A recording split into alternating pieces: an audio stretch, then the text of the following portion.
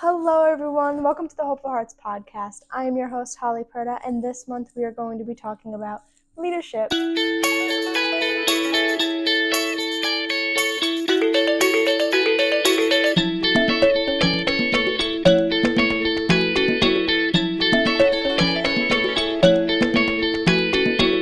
So for this month's episode, I'm going to be having two very special guests who are going to be talking about ways to become a leader and how leadership is very important.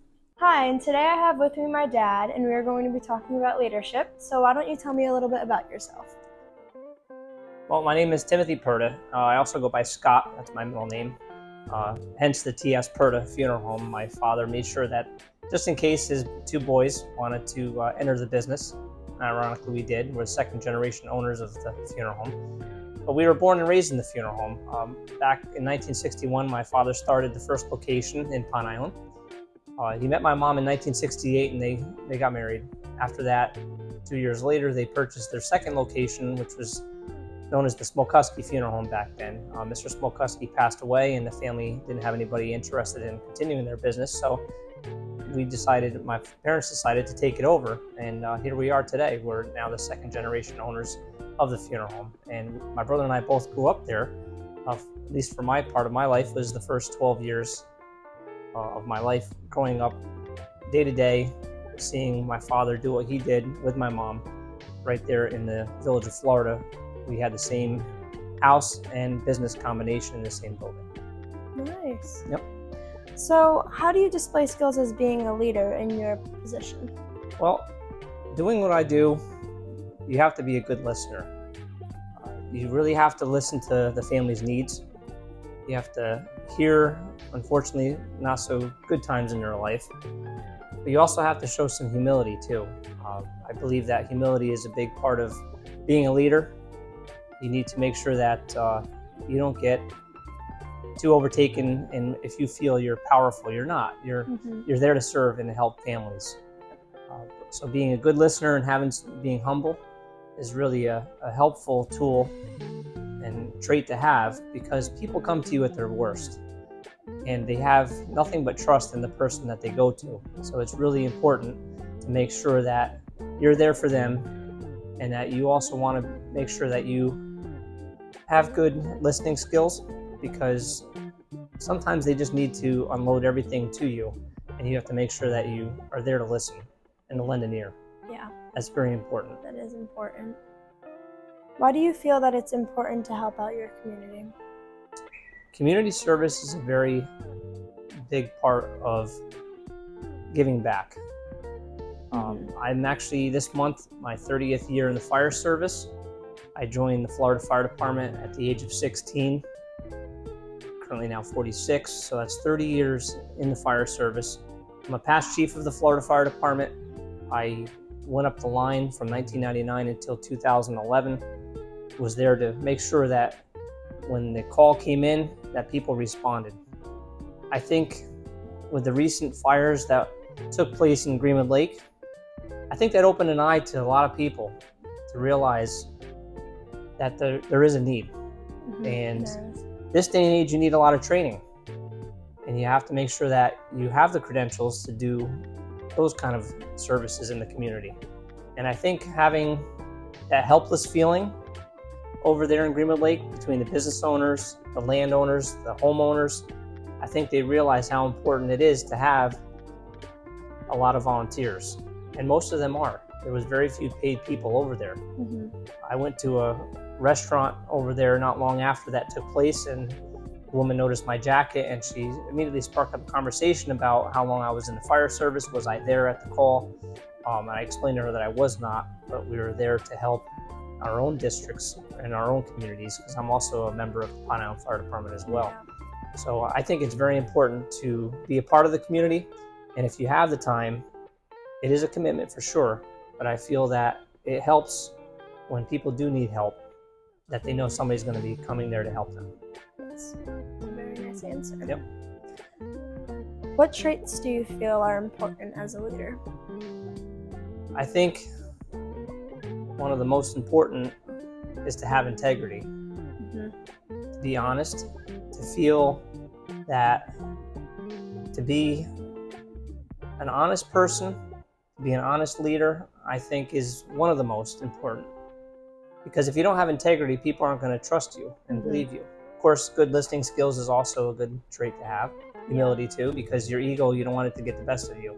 If you're believing too much in yourself and you feel like you're too powerful, that's not a good thing. So I think there's a lot of different traits that are important to be a good leader. I feel that not only having the integrity and being a good listener, but also being able to make quick decisions, and not so much a quick decision, but the right decision. To make sure that you analyze before that decision's made, what's the impact going to be across the board. And I really think that being almost a self-thinker, thinking down the road, being able to also adapt to the changes that may lay ahead, that's important, because not everything's going to stay the same. Yeah. So I feel that that's really important to do too, is to be able to adapt to the change of the times or to the scenario that may take place if you make that decision. So it's really important to look at that as well. Yeah, you need lots of traits to be a good leader. Definitely do. Yes. Why do you think leadership can be difficult? I think one of the biggest things about having difficulty in being a leader, there's a lot of, I'll call them Monday morning quarterbacks. People are, especially this day and age, are quick to judge, especially on social media. They see something, they're going to come up with their own reactions, and they can't wait to type it out fast enough. I think that people shouldn't do that as quick. I think they should realize that they don't know the whole story. And that's true. Sometimes the difficult decisions are the hardest ones to make as a leader, but their intention for the most part should be the right reasons. And I think realizing that if you're in that leadership position, knowing sometimes that actually is the loneliest position, because everybody's looking at you and they're going to be the first one to blame you because you're at the top spot.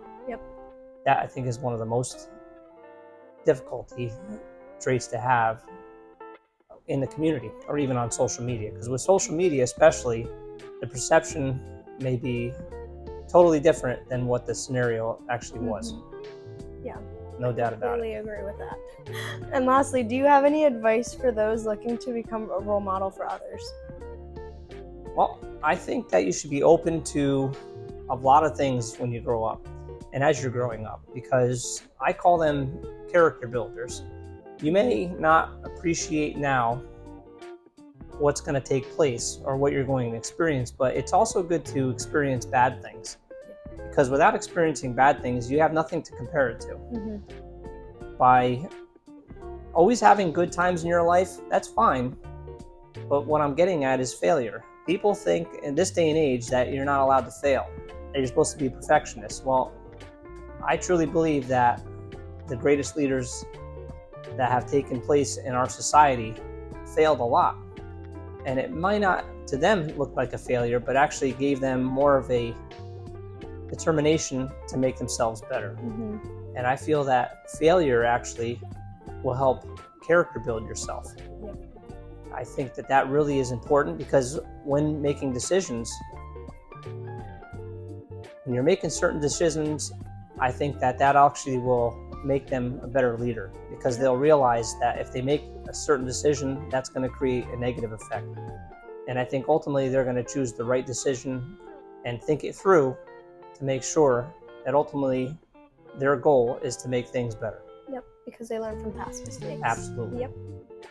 Well, thank you very much for, You're very welcome. Couldn't have picked a warmer day. Right? Hello everyone, today I have with me Mrs. Diopoulos, Warwick Valley High School's principal, and today we are going to be talking about leadership. So do you mind if you could tell me a little bit about yourself? Sure, it's nice. Thanks for having me, Holly. I'm Georgiana Diopoulos. I have been a teacher for 25 years, and I've been the last 12 years I've been a principal. I started out as a middle school principal, which middle school, I love that age. And last year had the opportunity to come up to Warwick Valley High School and be the principal here, which is super fun because I get to see all my kiddos that I had when they were in 5th grade. So I really enjoy that. I've lived in Orange County since I'm 12 years old. I moved here when I was in the 6th grade, and I still, lived here for most of my adult life. And I have a family, 2 kids and a husband, and both my kids are in college. And Okay. How do you grow as both a person and a leader when placed in this position? that's a great question. How do you grow as a person and as a leader? I think anytime you grow as a person, you grow as a leader, and vice versa. Anytime you grow as a leader, you're growing as an individual. And I think a lot about growth is being open-minded and still be willing to learn new things and try new things. Being a leader is it's challenging, and it's really about, at this point, I look at leadership as corralling everyone around me and helping them enhance their own leadership, right? Because we're weak as one, but together we can conquer more and accomplish more in any setting that you're in, right? So it's really about kind of appreciating people's strengths and working with them so that we can all make change for the common good. Yeah, that's a very nice answer. Thank you. What traits do you feel are important to have as a leader?